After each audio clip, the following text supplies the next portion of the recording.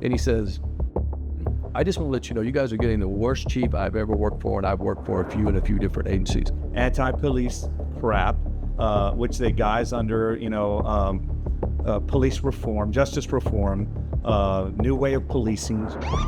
And it's because they like to dress things up. They put lipstick on pigs. They try to dress things up to sell them to everybody. Yeah. Prestidigitation, right? It's like sleight of hand. Look over here, so you don't see what I'm doing over here.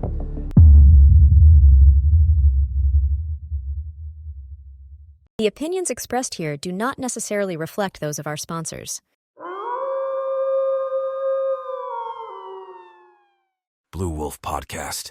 This episode of the Blu Wolf Podcast is brought to you by Blue Line Professional Inspections. Check out blinspections.net for all your inspection needs, including home inspection, wood-destroying insect inspection, sewer drain inspection, and on-site water treatment inspection. Blue Line is a first responder-owned business. We talked a lot about 2015 in the last podcast when things started to move. It was very strategic, executed flawlessly, right? About this anti-police, divide the community thing. But more so since 2020. Obviously that was a tough year. We talked about that last time. Floyd, Breonna Taylor impacted this country at policing in ways that probably may not be recovered, right? No. I think it's not going to be recoverable.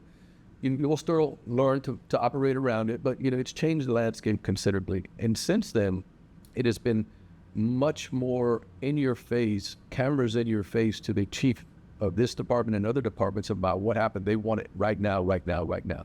So the days where somebody says, look, I'm not going to talk to you right now because I don't even know what happened, have gone. So they feel compelled to give a quick answer, quick body cams. Yeah. And then, of course, you get a lot of the noise out there. Social media allows everybody to weigh in very quickly. And so they feel the pressure. So then they just decide, hey, let's just cut these people loose. Let's take some sort of administrative, punitive action, either fire them, transfer them, get it to internal affairs, or if it's the situation that we were talking about on South, let's move to a very quick arrest without a full objective investigation. And let's just do this so we can tell people, hey, this is what we've done. Now it's in someone else's hands. And you see that. And my perspective is different than yours because I was an interim deputy chief from May to September. But after that, about a year, 6 months after that, they moved me to the patrol executive office. So I was on the chief's slogans. Why they did that, I have no idea. But tabs on it. Yeah. And so, and I would hear some of these conversations, some directly, some through friends of mine, and most of them were discussed. And there would be guys at the senior level, like right next to McManus, like literally right next to McManus saying, you know what, fuck that guy. And if you start talking like and that, what guys were they? Police administration? Oh yeah, absolutely. I'm not asking you for names. I'm just like, be happy to give them to you, but for the sake of decency, we won't. Oh yeah. But and people that are maybe in the know will probably figure that out. Yeah. But So were they?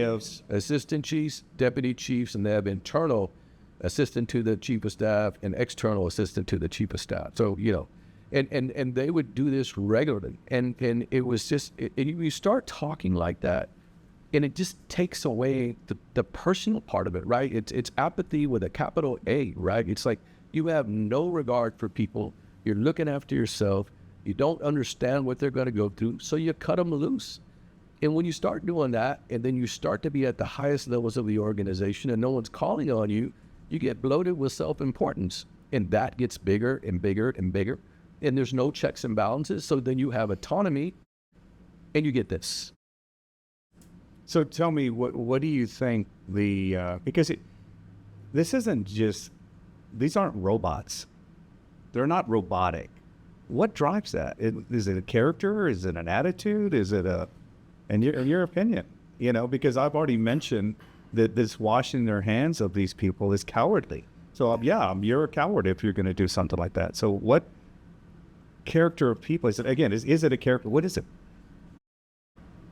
All right. Last time you did said I put you on the spot? No, not at all. Last time you said I was still operating into captainy. Okay, got it. So by all practical purposes, he's learning. We're weaning him off the police administrator, the jargon, the jargon, the political walkbout, right. I'm glad you noticed that. Yeah. No, I tell you, man, this is what it boils down to, and it's easy to see. Pull up the command staff, right? I won't even say leadership team because that's a buzzword. That's a whole nother thing, right? But if you pull up the command staff and you look at them and then you just kind of track where they've come from, it's not the roads where they should be. There's very little tactical experience. What you were talking about before. Yeah. You were alluding to that earlier. Right. Okay. So all of these folks now, and it's kind of coming from a circle, all of these folks had worked very hard to get into this group, right? You got the chief of police, you got the assistant chief of police, the chief of staff, another assistant chief of police, you have an XO to the XO, and then you have, like I said, assistant to the chief of staff, the other assistant to the chief of staff, the PIO person. All of these people have worked their way into these jobs and become ingratiated themselves with McManus and those very close to them. So as they move up, they start to be put into these jobs, and then they study and they get promoted and they start to continue to be put in these jobs. So now if you look at the command staff, the circle is almost completely filled, right? I mean, it's come full circle. All of those people are very close to the chief of police, very close to the chief of staff. And every time something happens or a promotion is done, they'll go through the dog and pony show, but it always goes to the same people. And this is not a cynical person talking. I'm being 100% objective. I had, we'll say, coffee yesterday with a couple of friends of mine, and we were talking about some of this, and it came to me instead of me, in other words, it was brought up to me instead of me bringing it up to them. And when you start to put people in there that are like-minded and refuse or don't even want to talk, to speak their mind to the chief, give them any other kind of train of thought, any other, like, hey, maybe we shouldn't do this, or can I give you this other idea? And they're all completely aligned with him. Then you have parity. And when you have parity, you lose yourself in a lot of ways from everybody else. And that's exactly what happened, because when you start to look at all of them, they're all friends with this guy. And so if you look at the last deputy chief position, which just happened, and it goes to the culture, right? They interviewed folks, captains for deputy chief, and it took almost a month to fill it. Well, look, they knew who that person was going to be the day of, right? The interviews took 2 days. They do that to make it look like we're considering everybody. Right. And they already know the hell it's going to be. So this is the toxic part of it. They know, but they let people wean in this thing for 3, almost 4 weeks, right? And so some people out there are still thinking, well, maybe there's a little righteousness in the world. I'm here to tell you there's very little righteousness in the world. And maybe I'll get the job. And maybe they're just on one of two, and they're just kind of, no, it's none of that. They just like to keep people out there, keep them on edge. Because they believe that their qualifications have a chance. Yeah, because that's the way most of us grow up, right? If you do hard work, if you're a professional, your footprint where you've been is better than when you left it than when you got it, and you do a great job. That should eventually pay dividends. And it does, and then it doesn't when it talks about these appointments. And if you look at the last appointment, and I'm not going to say anybody's name, but there's an old military saying, and it's really, if anybody's in the military, probably know exactly what I'm talking about. It's like, fuck up to move on. And this particular person has gone to every unit and has created havoc in one of those units, and every time that happens, they move him laterally somewhere else to get away from it. And so that's kind of the atmosphere that is there. When that's already happened, and this is not really an opinion. No, this is not. This it happened. This has happened. Yeah, it happened. And it has happened, probably for the last 5 years. And when I say, if you go back and you just look at the appointments, and then you start to look at it, anybody could see that, this is the fix is 100% in. And there are men and women that are in the captain's ranks out there that have so much more experience, so much better record. They're professionals at the highest order, and they continue to get overlooked. And it's the sad thing about it is those are the people that would eventually be in those high-ranking positions that could probably do much more in terms of giving the chief of police real advice, or at least input, when it comes to what's going on out there, so that he could at least consider it before you start doing it. But the people that are in his ear, they're not giving him that. They're giving him the other stuff. And that's that you ask the question, how does that happen? And that's how that happens. And then so you have these buzzwords, and leadership in great part is a buzzword now. They're much more of a management team, a micromanagement team. Leadership, if you don't have positive influence on people, you're not leading, you're managing. And so Is there any real positive influence on the police department right now from that floor? Absolutely not. So before we go too far with that, and while what you just said, when was it that this chief was recalled? Okay, 26. Well, it was a recall. There was a recall vote. Yeah, it was a vote of no confidence. Vote of no confidence. There you go. Yeah. Oh, it's funny that you brought that up. So that was 2016, right? Pretty sure from memory, right? But I'm pretty sure I'm right. Allotted strength for the San Antonio Police Department is, I might be wrong, but 2,470 or 2,370, something like that. I think he got 43 votes. At one point, For him.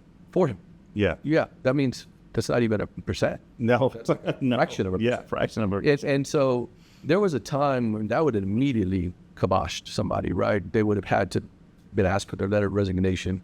They would have given it. Hey, if I no longer can have deemed to get, garner the respect of the people that work for me, then I don't want to be here. It was the exact opposite. Because the city manager just brushed it off and then empowered him, and there we are again, right? You kind of get bloated with self-importance. The autonomy gets grander. Nobody's calling you on it. And it's like a fighter that you didn't knock out, and he comes back, gets stronger, stronger, and stronger, and then all of a sudden, he's unbeatable. And that's where you're having that right now, because that was a huge statement by the rank and file. Well, and tell me what you know, because I had heard about it too. When he was hired, weren't we getting phone calls, certain people from other states and departments trying to warn us about him? Yeah, and I know we're going out of rabbit hole and kind of. No, we'll only go so far though. So he came from Minneapolis, and I was telling you, I wish I'd have kept this letter. I know somebody has it. The former SAPOA president probably has it. He's a classmate of ours. I won't mention his name, but I should have asked for. And if I can get it, I'll give it to you.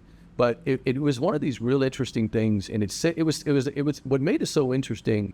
This officer said, "Hey," it was just to the association membership at whole. He says, "Hey, I just want to say that you guys are getting by far the worst police." I'm quoting here. I'm paraphrasing, but I'm quoting. It might not be word for word, but the general context is perfectly spot on.